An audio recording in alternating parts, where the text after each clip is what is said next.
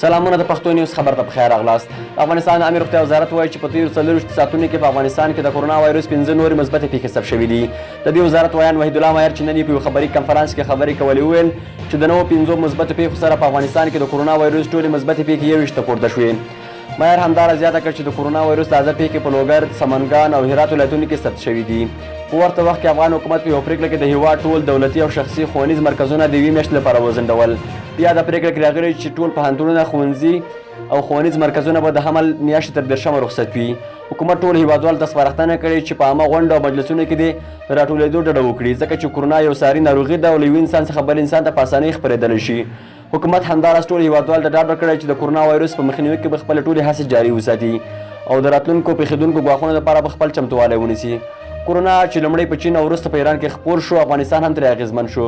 په افغانستان کې پر کورونا ټول اخته کسان له ایران څخه په دې وروستیو کې راغلي وو چې وروسته له معایناتو معلومه شوه چې یاد کسان پر کورونا مرض اخته شوي دي. د نورو ویډیوګانو د لیدلو لپاره چینل سبسکرایب کړئ.